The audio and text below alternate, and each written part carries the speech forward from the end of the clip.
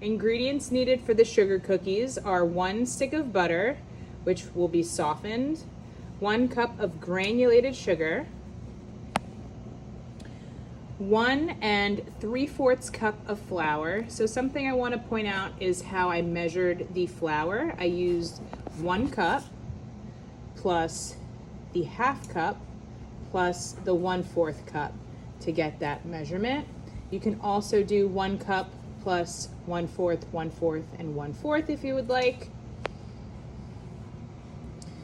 Next, we're using a 1/2 teaspoon of vanilla extract, 1 teaspoon of baking powder, 1/4 teaspoon of salt, and 1 egg. So the first step is to set up your electric mixer. So we're going to be using the paddle attachment when we're mixing our cookie dough. So this is the paddle attachment. And step 1 is going to be to cream together the softened butter and the granulated sugar. So I'm going to take the butter and I'm going to place it in my mixing bowl. And then I'm going to lift up my 1 cup of granulated sugar and I'm going to put it into the mixing bowl. I'm going to lock my mixer and then I'm going to start my mixer and gradually increase the speed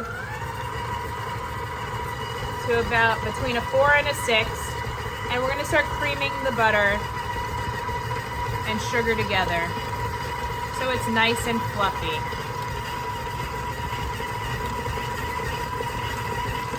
And I'll show you what that looks like once it's done. I'm going to stop the mixer here so you can see what the creamed butter looks like. So just notice the consistency of the creamed butter. It's nice and light.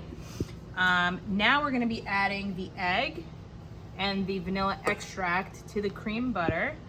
So again, we crack the egg in a custard cup just to make sure we check for shells before we add it in. And here's our vanilla extract, which is going to add a nice flavor to our cookies. And I'm going to close the mixer again and we're going to continue to mix together our ingredients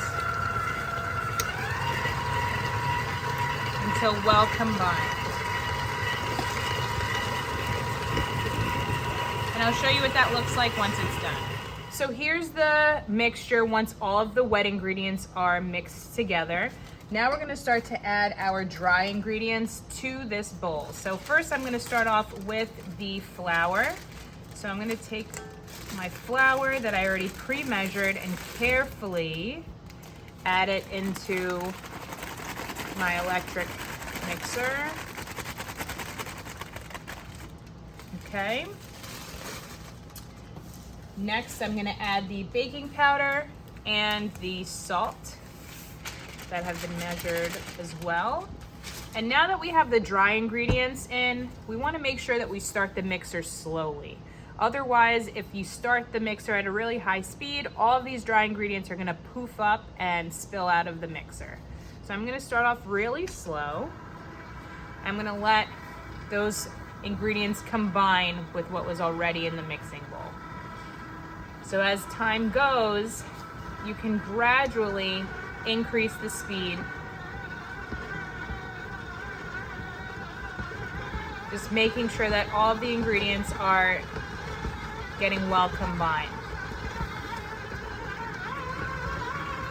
What I like to do also is to periodically stop the mixer, tilt it back, and you're going to take a rubber spatula and you want to scrape the sides of the mixing bowl so all of the ingredients are well mixed together. There's no dry spots. You could even scrape the cookie dough that's getting stuck on the attachment. And then you can continue to mix until everything's well combined. And I'll show you what that looks like once it's done. So here's the cookie dough once everything is mixed. At this point, we're going to scrape off the cookie dough from the attachment, making sure we get all of it in the mixing bowl, or as much as we can off. You're gonna remove the mixing bowl. Now we're gonna scrape all of the cookie dough onto a large piece of wax paper. for storage. So what I like to do, I like to scrape or scoop up the cookie dough. I'm gonna place it right in the center, oops, right in the center of the wax paper. Scoop it up so we can get all of the cookie dough on there. Scrape as much of the cookie dough off as you can.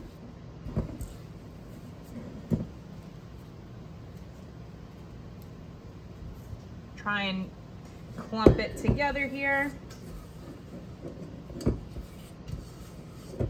The more cookie dough you scrape off the mixing bowl, the easier it's going to be for the dishwasher to wash that mixing bowl. And once you scrape all of the cookie dough onto the wax paper, we're gonna wrap up the cookie dough like a present. So what I like to do, I like to press the cookie dough together and then kind of flatten it.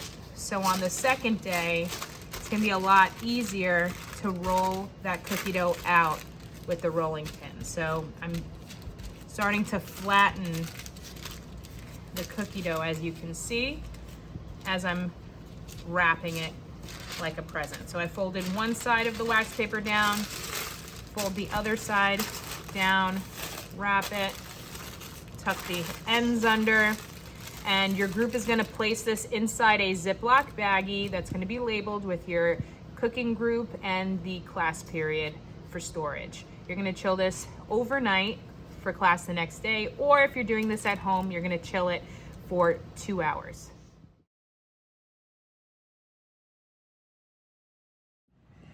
Step 1 for day 2 is to preheat your oven to 375 degrees. All right, so you're going to unwrap your dough from the day prior, making sure that there's no wax paper stuck to your dough. You can discard the wax paper. And next, you're gonna put a spoonful of flour on the counter. And you wanna coat your cookie dough with flour because the flour is going to prevent your cookie dough from sticking onto the counter. You're also gonna put a little bit of flour on your rolling pin.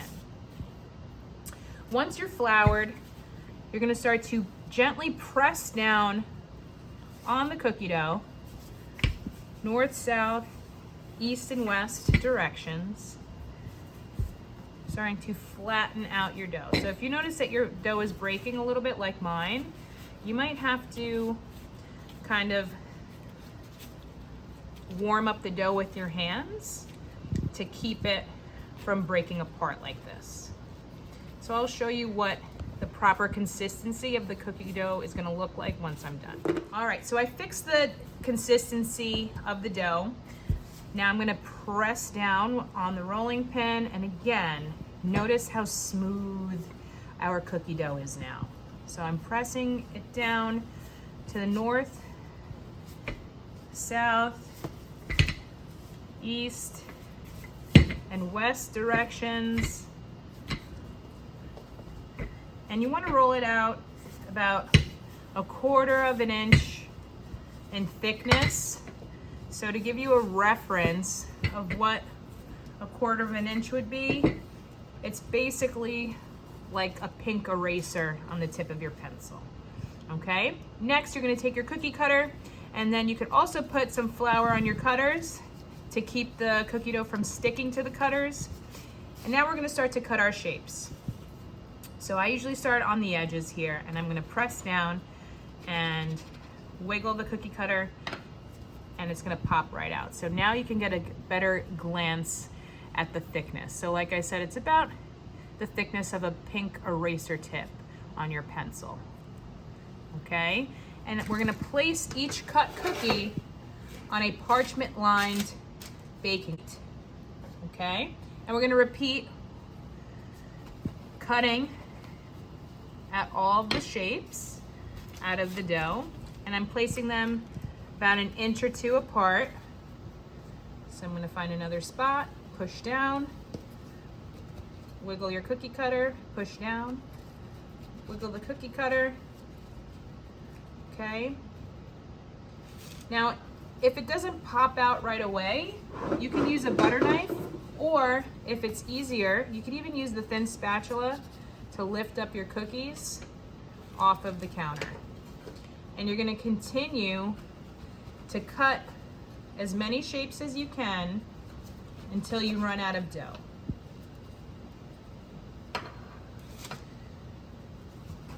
So I'm pushing these down, popping this out. Let me get this one. Oop. Fix this star here. Find a spot for it. Okay, so when you have leftover dough like this, you're gonna squeeze all of the cookie dough back together into a ball again and repeat those steps like we previously did of rolling out your dough and continuing to cut more shapes. So I'm squeezing my dough together and I'm gonna continue to roll out my cookie dough, and I'm gonna continue to cut out more shapes. If you need to use a second cookie sheet, you have that option as well. So here are all of the cookies once they have been cut and placed on the parchment lined baking sheet. So just notice the spacing. I left at least 1 inch to 2 inches in between each cookie, giving them space to rise and expand in the oven. The last step is an optional step. If you want to add sprinkles to your cookies, you can do so. So what I suggest is just adding like a little pinch to each cookie if that's what you choose to do, or you can leave them plain if you'd like. All right, so now we're going to be placing the cookies into the oven. So one tray is going to go on the top rack. I'm going to gently pull out the rack and gently push them in. Okay. Second cookie sheet is going to go on the bottom. Okay, gently pushing that in. Notice I'm standing to the side of the oven so the heat doesn't rise and hit me directly. Gently close the oven door. And because we're baking these for 8 to 10 minutes, we're gonna set the timer initially for 4 minutes. When that 4 minutes is up, we're gonna rotate the pans so all of the cookies bake evenly. All right, so the timer is going off. At this point, we're gonna rotate the cookie sheets. So the sheet that's on the top will now go on the bottom and vice versa. So I'm going to rotate the pans, take this out, rotate them. So everything's going to bake evenly. Place this in the oven.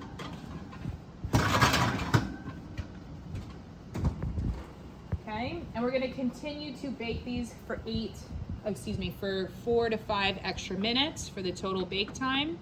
So I'm gonna set the timer for 4 minutes. If it needs an extra minute or two, I could always add it at the end. All right, so the timer went off. So we're gonna take these cookies out. Let's take a look at the end result. So I'm placing them on top of the stove here. All right, so what I want you to notice is how they rose and they spread just a little bit. You want to let the cookies cool for a couple of minutes on the cookie sheet before moving them onto the cooling rack, because once they come out of the oven, the cookies are very soft. So if we try to move them right away, they're going to break. So we're going to let them cool for 2 minutes here, and then we're going to move them onto the cooling rack. Once the cookies are on the cooling rack, we're gonna let them cool for a few more minutes, and then you can divide them up with your cooking group and enjoy. Observe the cookie. So once they're cooled, you can look on the bottom, slightly golden edges, perfectly baked, and enjoy.